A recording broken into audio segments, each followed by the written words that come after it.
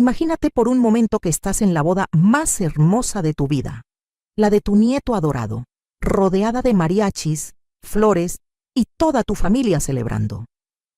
De repente, tu propio hijo se acerca al micrófono y dice con una sonrisa: quiero agradecer públicamente a mi madre, porque gracias al fondo de jubilación de 100,000 pesos que le damos cada mes, puede vivir con la dignidad que se merece.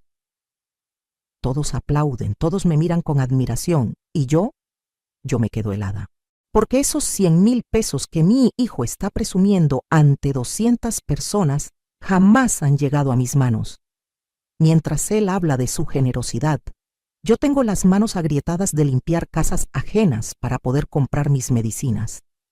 Pero lo que mi hijo y mi nuera no sabían era que esa noche, en esa misma boda, yo descubriría la verdad más dolorosa de mi vida. Una traición tan grande que me obligaría a tomar la decisión más difícil que una madre puede tomar contra su propio hijo. Durante meses pensé que era una anciana tonta, que tal vez estaba perdiendo la cabeza, hasta que encontré los documentos que probaban que mi familia había estado robándome durante años, usando mi nombre, mi edad, mi condición de madre trabajadora, para enriquecerse mientras yo trabajaba como una esclava. La venganza que tomé fue tan perfecta, tan devastadora, que mi hijo terminó perdiendo todo lo que había construido con mi dinero robado. Y yo, a los 72 años, aprendí que nunca es demasiado tarde para defender tu dignidad. Esta es mi historia, y te aseguro que lo que vas a escuchar te va a cambiar la forma de ver a tu propia familia para siempre. Sigue mi historia hasta el final y comenta la ciudad desde donde me estás viendo para saber qué tan lejos ha llegado mi relato. Mi nombre es Rosa López, tengo 72 años y durante 50 años de mi vida he sido la mujer que siempre dice que sí, la que siempre perdona, la que siempre entiende, la que siempre se sacrifica por su familia. Llegué a México desde un pueblito de Michoacán cuando tenía apenas 20 años, con un bebé en brazos y un sueño: darle a mi hijo, Carlos, la vida que yo nunca tuve. Trabajé en todo lo que pude imaginar. Vendí tamales en la madrugada, limpié casas de gente rica, cosí ropa hasta que se me cansaron los dedos, planché uniformes escolares de niños que no eran míos. Mientras Carlos crecía, yo me levantaba a las 4 de la mañana para hacer el desayuno. Después me iba a trabajar, regresaba a hacerle la comida, lo llevaba a la escuela, trabajaba en las tardes y llegaba en las noches a ayudarle con las tareas. Los fines de semana, cuando otros niños iban al parque con sus papás, yo trabajaba doble turno para pagarle sus útiles, sus uniformes, todo lo que necesitara para salir adelante. Carlos era un niño inteligente, eso siempre lo supe. Cuando cumplió 18 años, me pidió dinero para estudiar administración de empresas.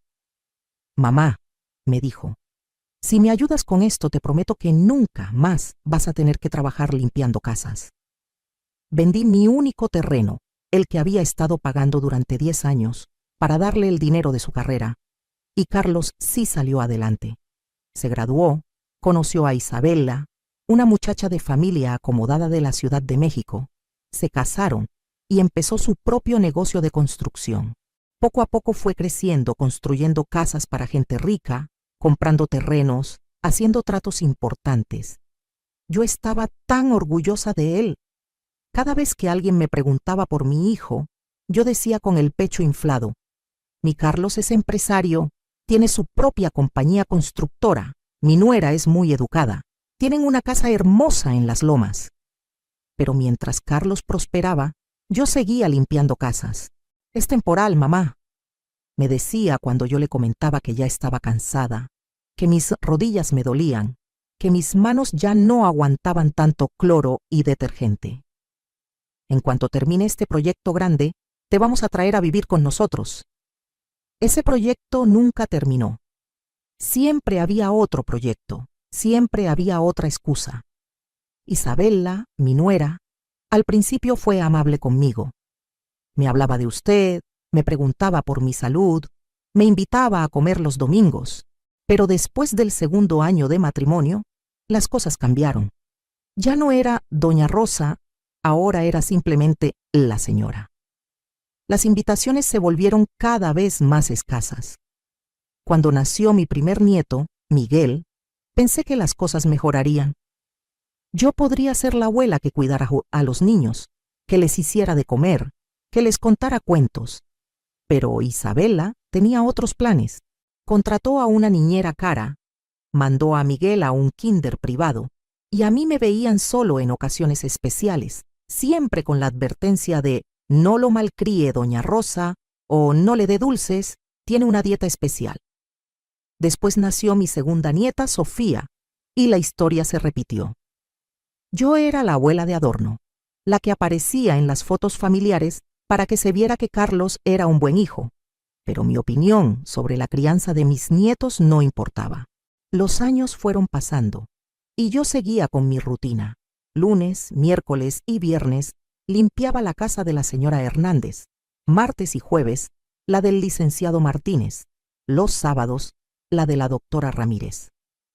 Mi cuerpo ya no era el mismo, mis fuerzas ya no eran las mismas, pero yo necesitaba el dinero para mis medicinas, para mi renta, para mi comida. Carlos lo sabía, Isabela lo sabía, toda la familia sabía que yo, a los 70 años, seguía trabajando como empleada doméstica para sobrevivir, pero nadie parecía ver esto como un problema. Pero la verdadera humillación comenzó hace 3 años, cuando Carlos compró una casa nueva en una zona exclusiva de Guadalajara. Una mansión de 2 pisos, con jardín, alberca y 3 recámaras para visitas. Mamá, me dijo por teléfono, ya tenemos la casa perfecta para que vengas a vivir con nosotros. Tienes tu propio baño, tu propia entrada, vas a estar muy cómoda. Yo lloré de la emoción. Después de tantos años trabajando, por fin iba a poder descansar, estar cerca de mis nietos, ayudar en la casa, ser parte de la familia de verdad. Pero cuando llegué con mis pocas pertenencias, Isabela me recibió con una cara que jamás voy a olvidar. «Ay, suegra», me dijo, «disculpe, pero surgió un imprevisto. La recámara que le habíamos preparado la vamos a necesitar para la oficina de Carlos. Pero no se preocupe, pusimos una cama plegable en el cuartito de servicio. Es pequeño, pero muy cómodo». El cuartito de servicio medía 2 metros por 2 metros. No tenía ventana, olía a humedad, y para llegar al baño tenía que salir y atravesar toda la cocina. Pero yo no dije nada. Pensé que era temporal, que en unos días arreglaríamos algo mejor. Los días se convirtieron en semanas, las semanas en meses. Yo dormía en esa cama plegable que me lastimaba la espalda, y cada mañana tenía que doblarla para que Isabela pudiera usar el cuarto para guardar sus cosas de yoga. «No se preocupe, doña Rosa», me decía Isabela cada vez que yo insinuaba algo sobre el arreglo. «Pronto vamos a remodelar y le vamos a hacer un cuarto más grande». Pero mientras tanto, ella redecoraba la sala, cambiaba los muebles del comedor, compraba arte caro para las paredes. Un día, después de 2 meses viviendo ahí, Isabela me llamó a la cocina. «Suegra», me dijo sin levantar la vista de su celular, «necesitamos hablar. Usted sabe que nosotros la queremos mucho, pero mantener una casa tan grande es muy caro. Los gastos de luz, agua, gas, todo ha subido muchísimo desde que llegó». Se me hizo un nudo en la garganta. «¿Qué me estás diciendo, mija?» No se malinterprete. No la estamos corriendo, pero sí necesitamos que contribuya con los gastos. Con 5,000 pesos al mes está perfecto. Es casi nada, considerando que tiene casa, comida, todos los servicios. 5,000 pesos. Eso era casi todo lo que yo ganaba limpiando casas. «Pero Isabela», le dije, «si yo pago eso, no me va a quedar nada para mis medicinas, para mi ropa». «Ay, suegra, no sea exagerada. Además, Carlos dice que ya es hora de que se retire. Usted ya tiene 70 años, ya trabajó mucho. Nosotros nos vamos a hacer cargo de sus gastos médicos cuando sea necesario». Esa fue la primera mentira grande que me dijeron a la cara, porque yo seguí trabajando, siguiendo pagando mis 5,000 pesos de renta, y cada vez que necesitaba algo para mi salud, tenía que pedirlo como si fuera una limosna. Pero lo que más me dolía era cómo me trataban delante de mis nietos, Miguel, que ya tenía 15 años, apenas me hablaba. Sofía, de 12, me veía como si yo fuera la empleada doméstica que vivía en el cuarto de servicio. Un domingo, mientras toda la familia comía en el comedor, yo estaba sirviendo la mesa como siempre hacía. Isabela estaba contándole a su hermana sobre su nuevo coche, un BMW blanco que acababa de comprar. Es que uno tiene que darse sus gustos, decía. La vida es muy corta para estar ahorrando todo el tiempo.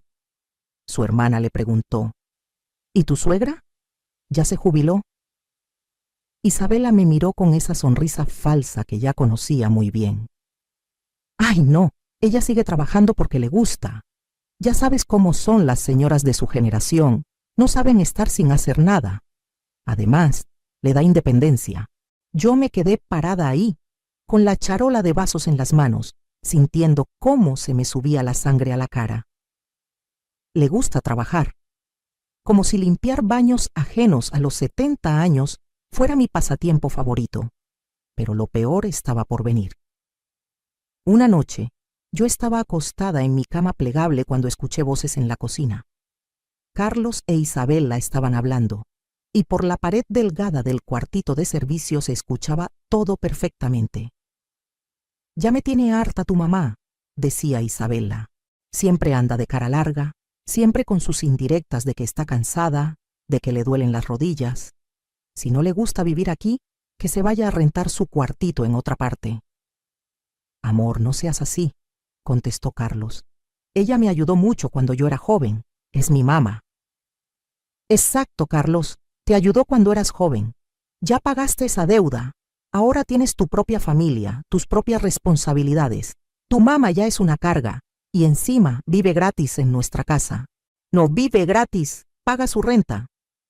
5,000 pesos, Carlos. Eso no alcanza ni para la luz que gasta con su calentoncito en las noches. Además, siempre está ahí. Siempre escuchando nuestras conversaciones. Siempre metida en todo. Mis amigas ya me preguntaron si no me incomoda tener a mi suegra viviendo con nosotros. Yo me tapé la boca para no hacer ruido, pero las lágrimas me corrían por las mejillas. 50 años cuidando a este hombre, y ahora yo era una carga. «¿Qué propones?», preguntó Carlos. «Búscale un asilar barato, o que se vaya con algún familiar. Aquí ya no puede quedarse». Esa noche no pude dormir. Al día siguiente, mientras limpiaba la casa de la señora Hernández, no podía concentrarme. Cada vez que pasaba el trapo, se me llenaban los ojos de lágrimas. La señora Hernández, que ya me conocía desde hacía años, se dio cuenta. «Rosa, ¿qué tienes? Te veo muy triste». Yo no quería preocuparla, pero ya no aguantaba cargar con esa pena sola. Es que mi familia, ay señora, no sé ni cómo explicarle. «Ándale, cuéntame. A veces hablar ayuda». Y le conté todo. Le conté de la casa que vendí para pagarle la universidad a Carlos, de los años trabajando para que él saliera adelante, de cómo ahora me trataban como una empleada en mi propia familia, de la conversación que había escuchado en la noche.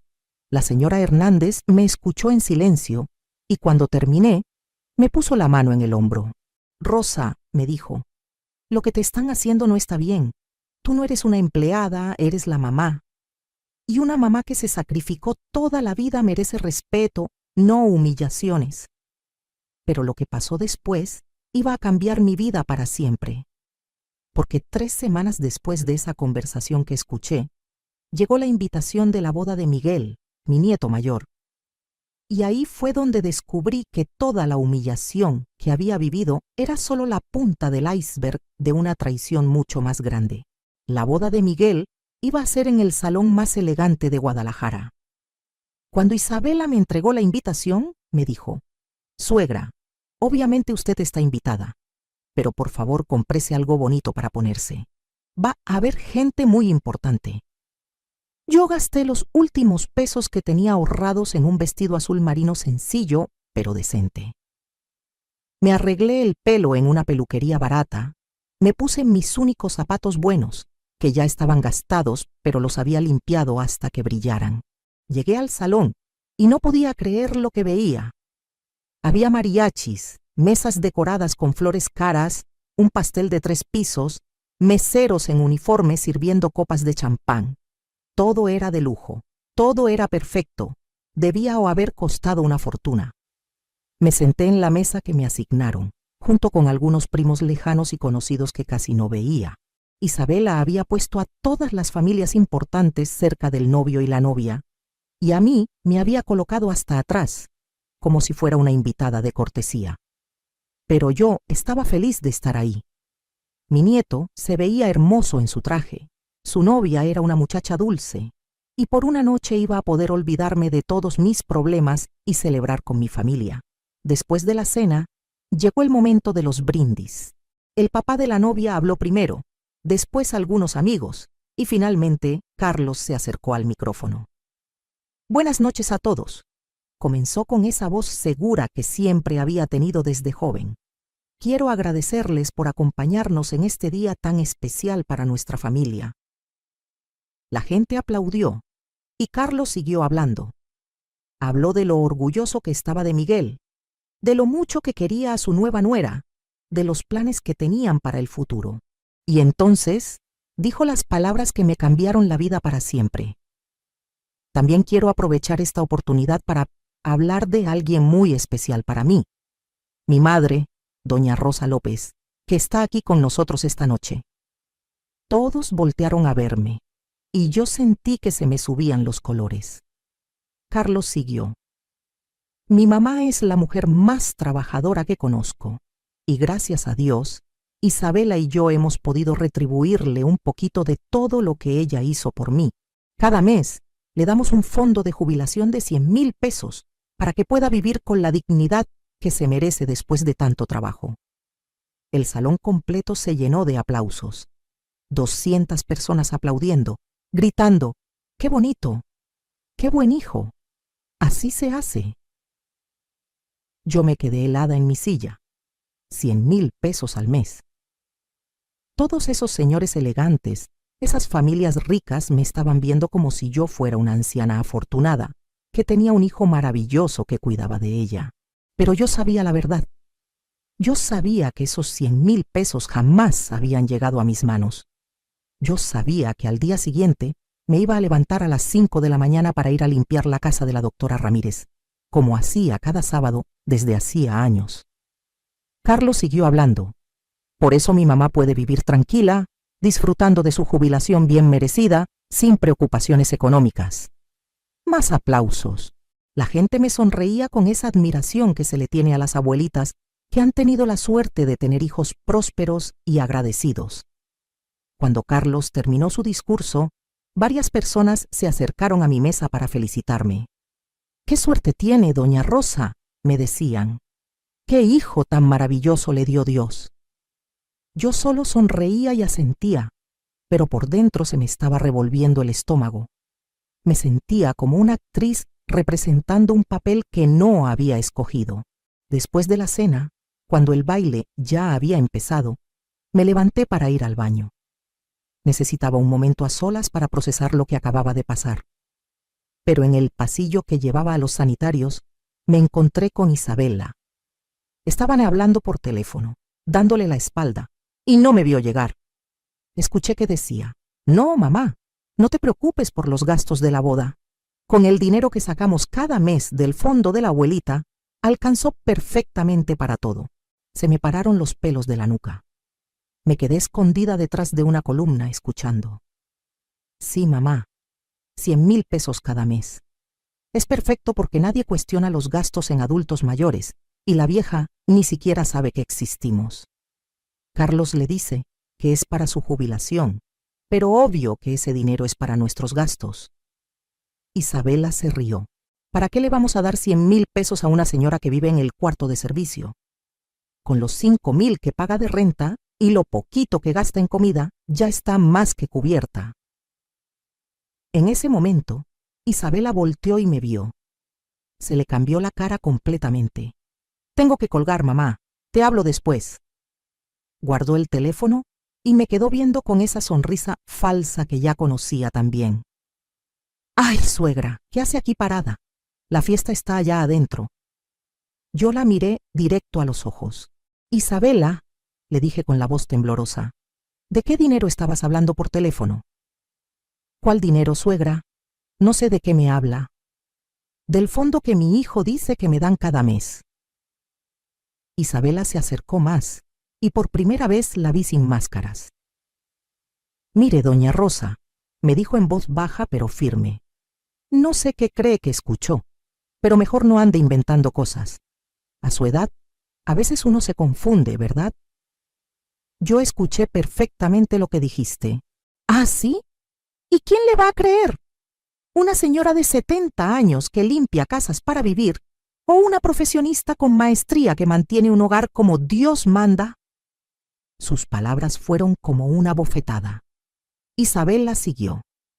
Además, suegra, usted vive en nuestra casa, come de nuestra comida, usa nuestros servicios.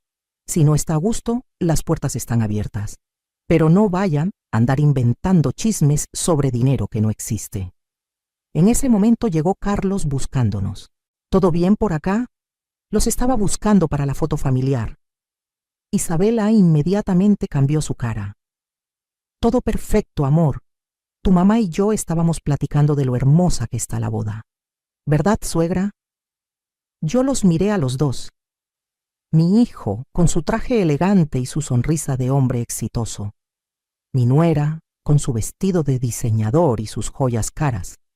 Y ahí estaba yo, la mujer que había sacrificado todo para que ellos pudieran tener esta vida de lujo. Sí, logré decir, está muy hermosa la boda.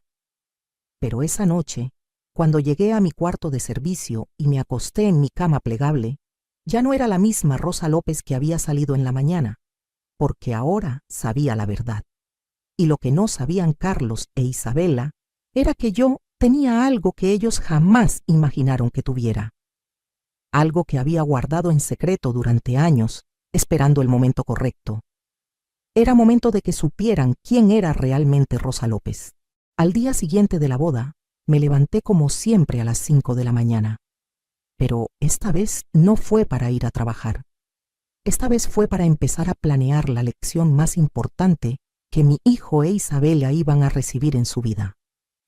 Mientras ellos dormían después de la fiesta, yo me fui caminando a la casa de mi comadre María, que vive a 6 cuadras. María es mi amiga desde hace 20 años, la única persona que siempre me ha dicho las verdades sin maquillaje. Comadre, le dije cuando abrió la puerta, necesito contarte algo, pero primero hazme un café bien cargado, porque lo que te voy a decir va sintiendo a necesitar toda tu atención.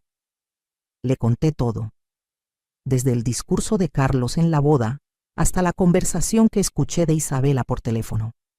María me escuchó en silencio, pero yo podía ver cómo se le iba poniendo más roja la cara. ¡Hijos de su rechingada madre!, gritó cuando terminé de contarle. Rosa, eso no es ingratitud, eso es robo. Están usando tu nombre para sacar dinero y tú ni siquiera lo sabías. Pero comadre, ¿quién me va a creer? Como dice Isabela, ¿quién le va a creer a una vieja que limpia casas? María me agarró de las manos.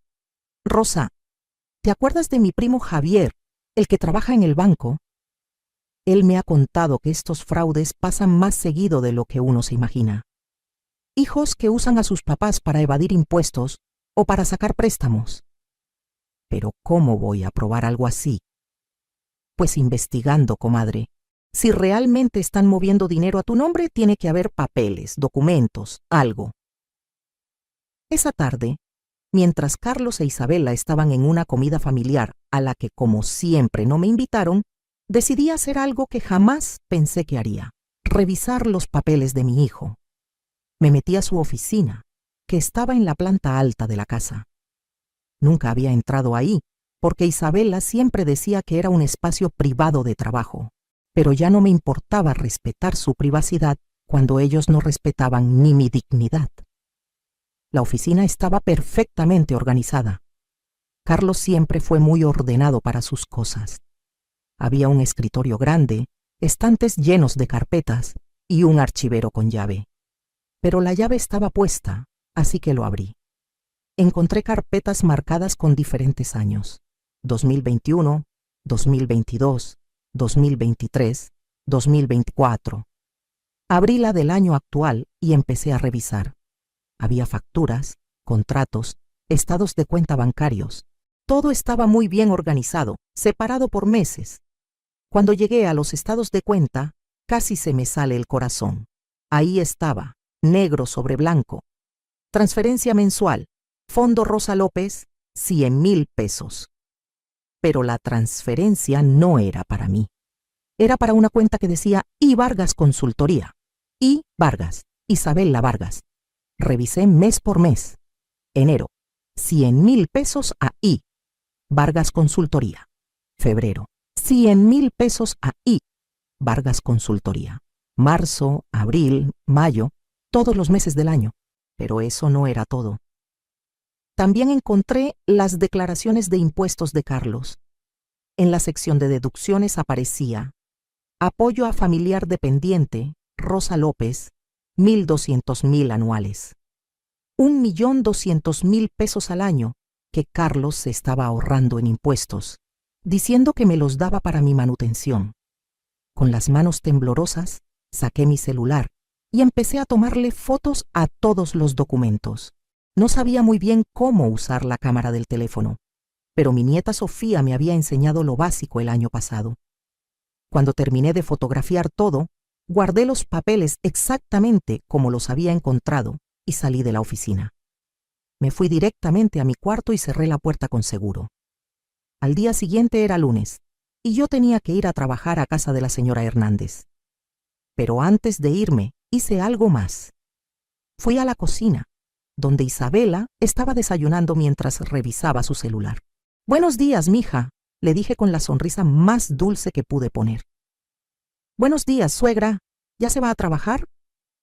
«Sí, pero antes quería preguntarte algo. Ayer en la boda varias personas me felicitaron por el dinero que ustedes me dan cada mes. La verdad me dio mucha pena, porque yo no sabía que ustedes estaban hablando de eso con la gente». Isabela levantó la vista de su celular. ¿Ah, sí? ¿Qué personas? Pues varias familias. Todos muy contentos de saber que ustedes me ayudan tanto. De verdad me emocioné mucho saber que tienen tan buen corazón. Isabela me miró con desconfianza, pero yo seguí sonriendo inocentemente. La verdad, mija, a veces siento que soy una carga para ustedes, pero saber que me ven como familia, que se preocupan tanto por mi bienestar, ay, no sabes cómo me tranquiliza el corazón. No, suegra, para nada es una carga. Nosotros siempre vamos a cuidar de usted.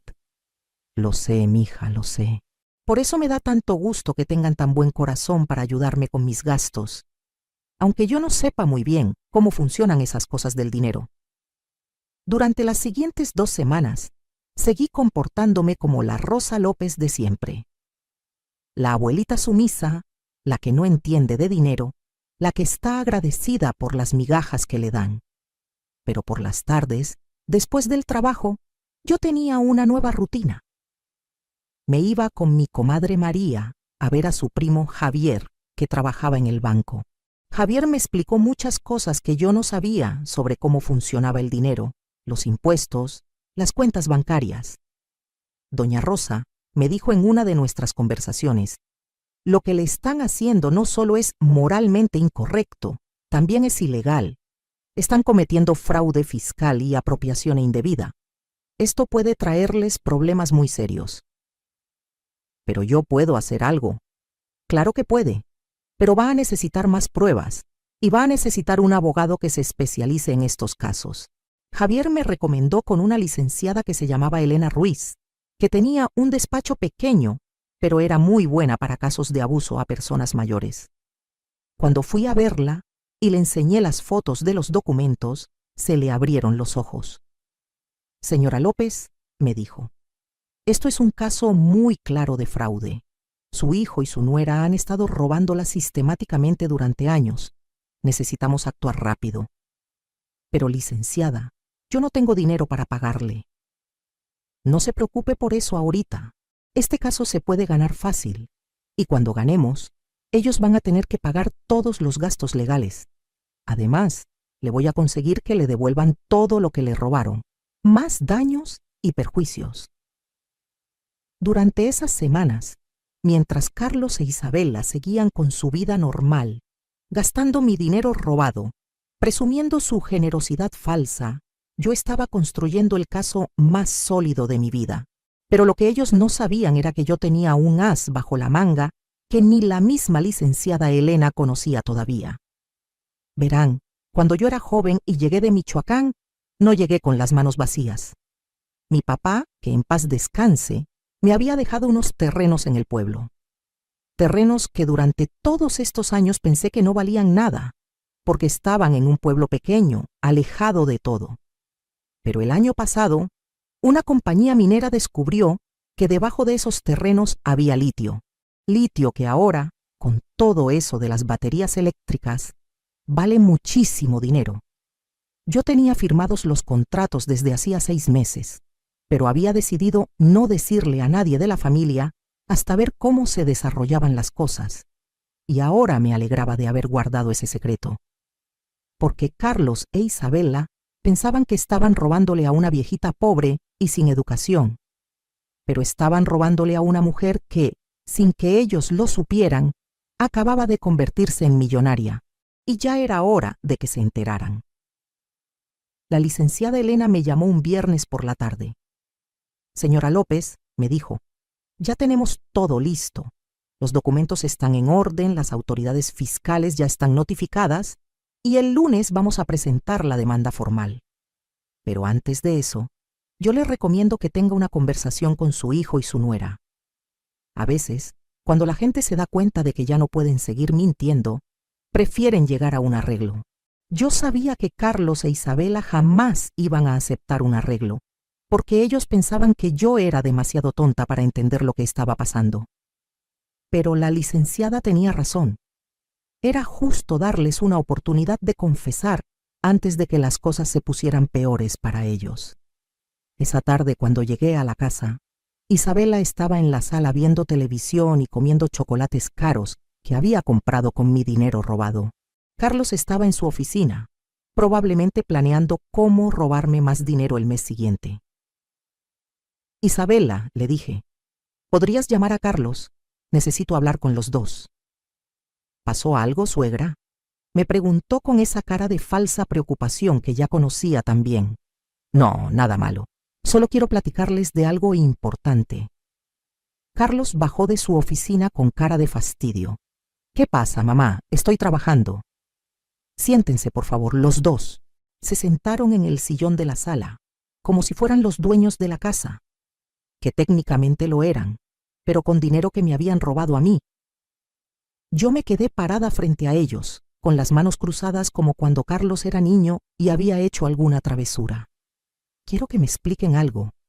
Comencé con voz calmada. En la boda de Miguel, tú, Carlos, dijiste que me dan 100,000 pesos cada mes para mi jubilación. Carlos e Isabela se miraron. Sí, mamá. ¿Cuál es el problema?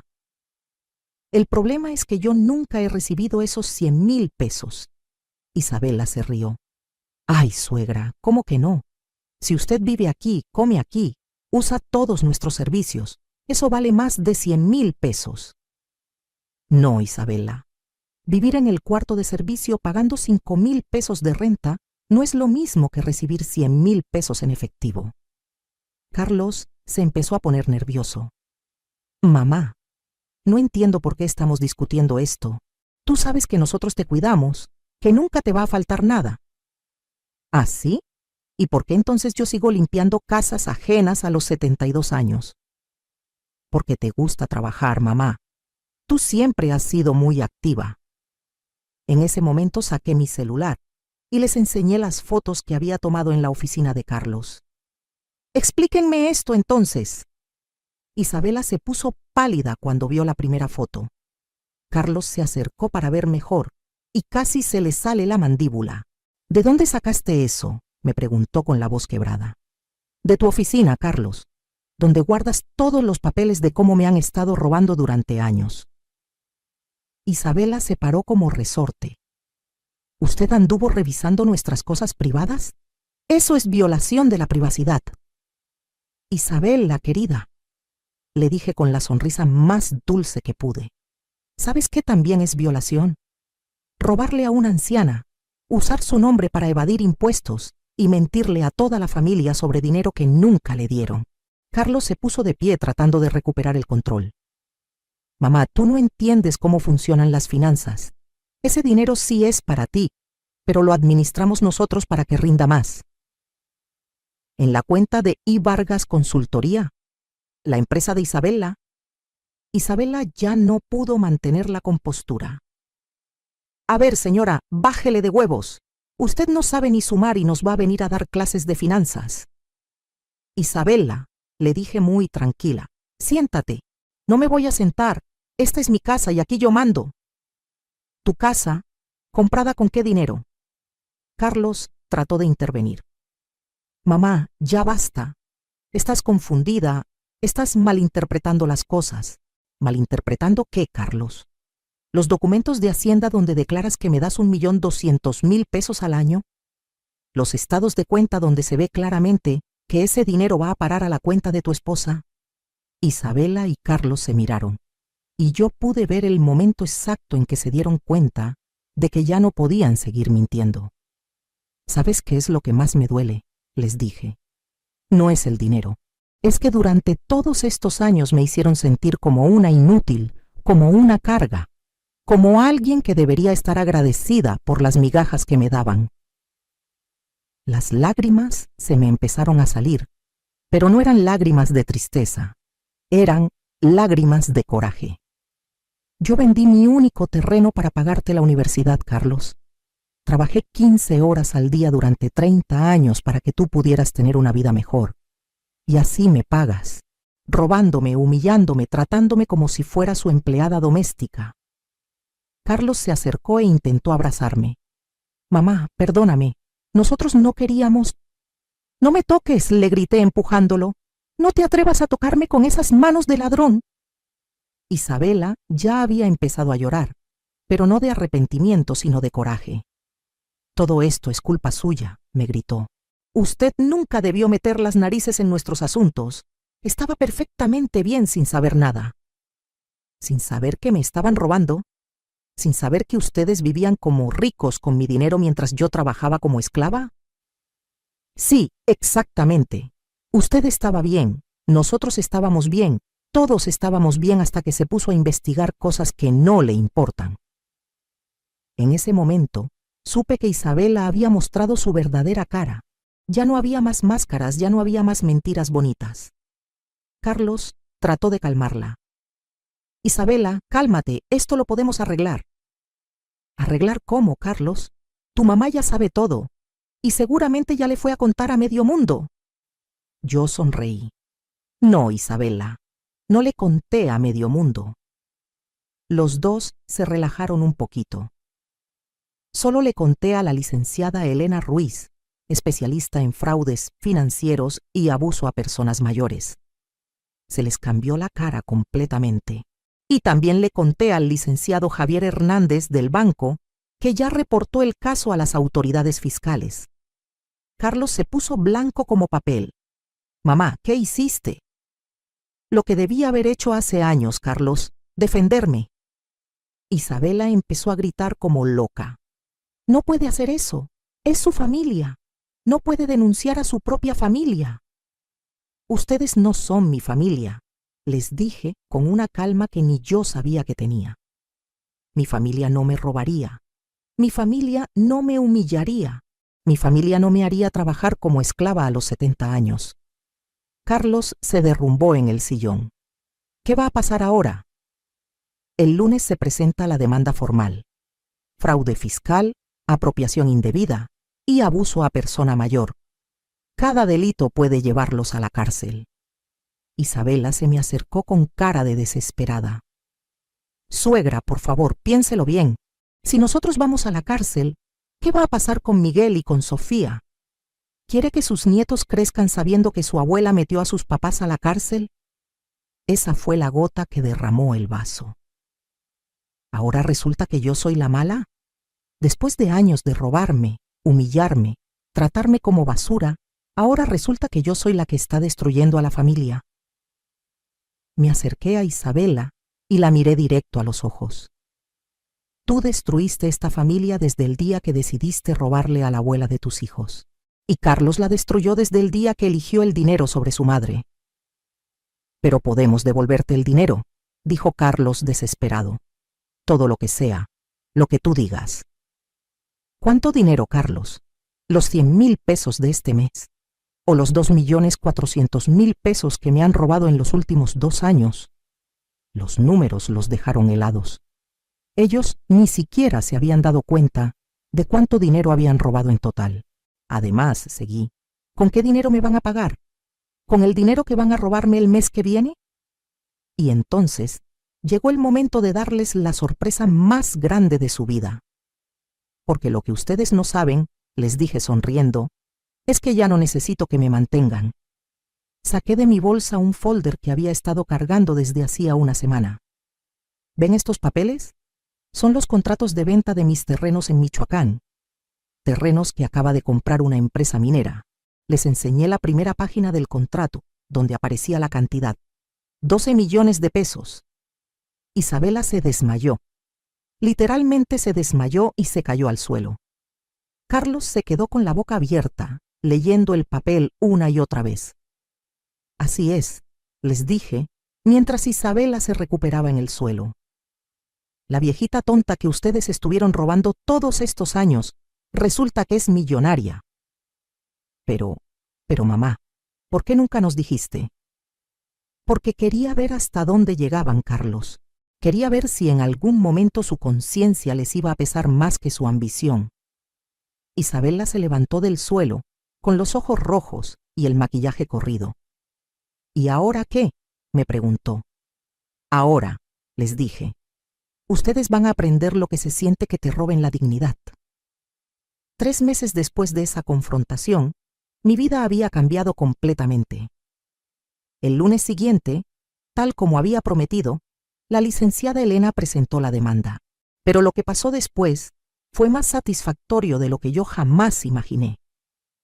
Resulta que cuando las autoridades de Hacienda empezaron a investigar las finanzas de Carlos, descubrieron que el fraude era mucho más grande de lo que pensábamos. No solo habían usado mi nombre para evadir impuestos, también habían falsificado documentos para obtener créditos bancarios, habían mentido sobre sus ingresos reales y tenían varias empresas fantasma. Isabela, que se creía muy inteligente con su maestría y sus estudios, había dejado un rastro de evidencias que cualquier contador principiante podría haber seguido. El escándalo fue tan grande que hasta salió en los periódicos locales. Empresario constructor defrauda a su propia madre de 72 años. Nuera profesionista organiza esquema de robo familiar. Los titulares eran devastadores para ellos. Carlos perdió todos sus contratos de construcción. ¿Quién iba a confiar en un hombre que le roba a su propia madre? Isabela perdió su trabajo en la empresa de consultoría donde trabajaba. Nadie quería tener empleados con antecedentes penales por fraude. La casa donde yo había vivido en el cuarto de servicio fue embargada por el banco. Resulta que gran parte de los pagos de la hipoteca los habían hecho con mi dinero robado. Así que el juez determinó que la casa me pertenecía parcialmente. Miguel y Sofía, mis nietos, vinieron a verme una tarde. Estaban confundidos, dolidos, avergonzados. «Abuela», me dijo Miguel, «nosotros no sabíamos nada de lo que estaban haciendo papá y mamá». «Lo sé, mijito», le respondí abrazándolos a los tú. «Ustedes no tienen la culpa de las decisiones que tomaron sus papás». «¿Es cierto que eres millonaria?», me preguntó Sofía con esa curiosidad inocente de los niños. «Es cierto, mi amor. Pero ¿sabes qué es lo más importante? Que ahora sé quién me quiere de verdad y quién me quería por mi dinero». Los dos se quedaron callados un momento. «Nosotros te queremos, abuela. No por el dinero, sino porque eres nuestra abuela». Esa tarde lloré, pero eran lágrimas de alivio. Al menos mis nietos estaban bien.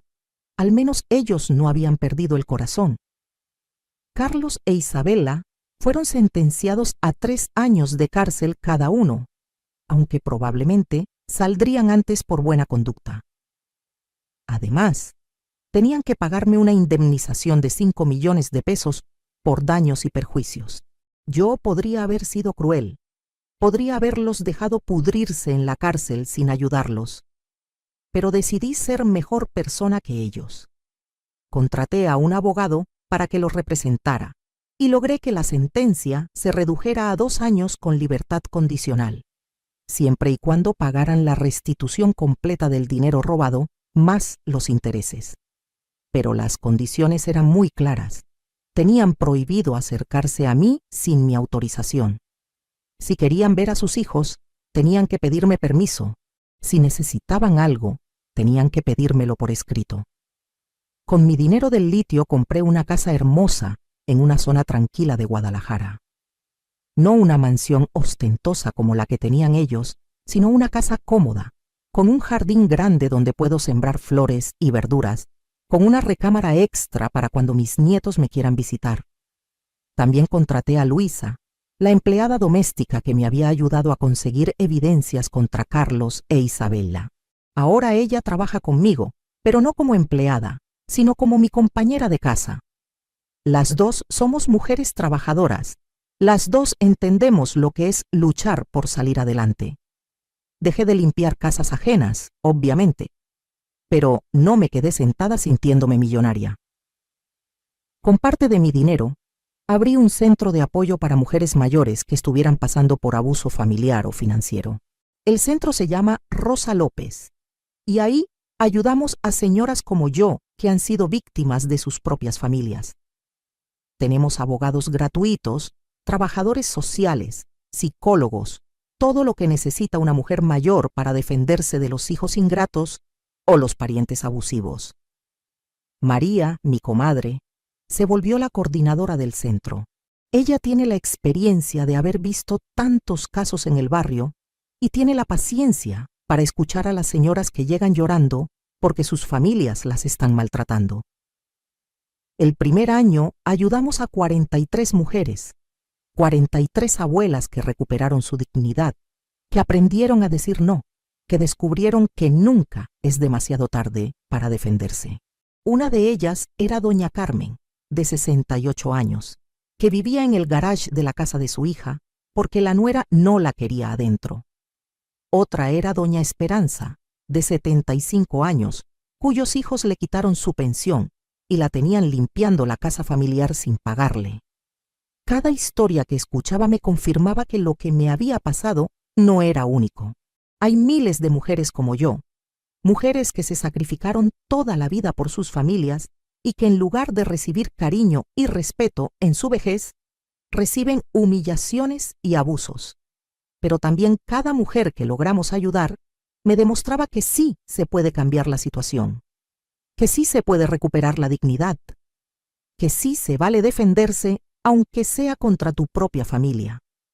Carlos me mandó una carta el año pasado, una carta pidiendo perdón, diciendo que había reflexionado mucho sobre lo que había hecho, que se había dado cuenta de lo mal que me había tratado. Mamá, escribía, sé que no merezco tu perdón, pero quiero que sepas que todos los días pienso en ti, en todo lo que sacrificaste por mí, en cómo te pagué con ingratitud y robos.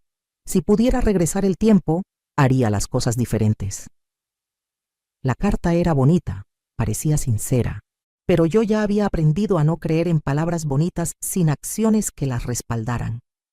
Le contesté con una carta muy corta. Carlos, el perdón no se pide con palabras, se gana con acciones. Cuando demuestres con hechos que has cambiado, podremos hablar. Isabela nunca me pidió perdón. Según me contaron mis nietos, ella sigue diciendo que yo exageré todo, que ella no hizo nada malo, que solo administraba el dinero de una manera diferente. Esa actitud me confirma que tomé la decisión correcta. Algunas personas nunca van a entender el daño que causan, nunca van a aceptar la responsabilidad de sus acciones. Hoy, a mis 74 años, tengo una vida que jamás imaginé que podría tener. Despierto cuando quiero, desayuno tranquila en mi jardín, paso las mañanas en el centro ayudando a otras mujeres, las tardes las dedico a mi casa y mis flores. Los fines de semana, Miguel y Sofía vienen a visitarme. Cocinamos juntos, vemos películas, platicamos de sus planes para el futuro. Ellos han entendido que el dinero no es lo más importante de la vida, que la honestidad y el respeto valen más que cualquier cantidad de pesos.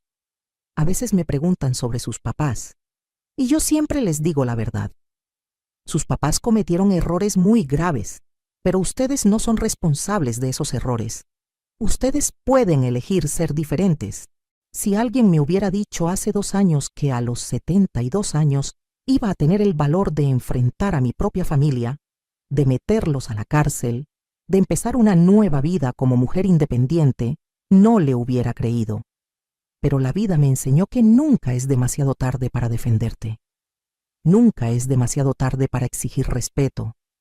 Nunca es demasiado tarde para decir hasta aquí.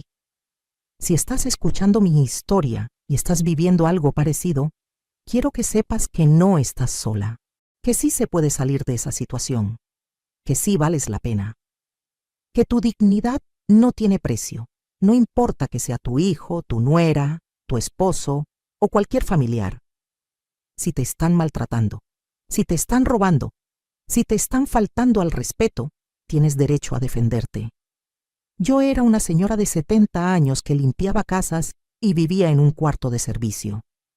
Si yo pude cambiar mi vida, tú también puedes. El respeto no se ruega, se impone. La dignidad no se mendiga, se defiende. Y el amor verdadero no humilla, no roba, no maltrata. Esta fue mi historia, la historia de cómo Rosa López dejó de ser víctima para convertirse en la protagonista de su propia vida. ¿Qué harías tú en mi lugar? ¿Has pasado por algo similar? Cuéntame en los comentarios porque juntas somos más fuertes. Y recuerda, nunca es demasiado tarde para recuperar tu dignidad.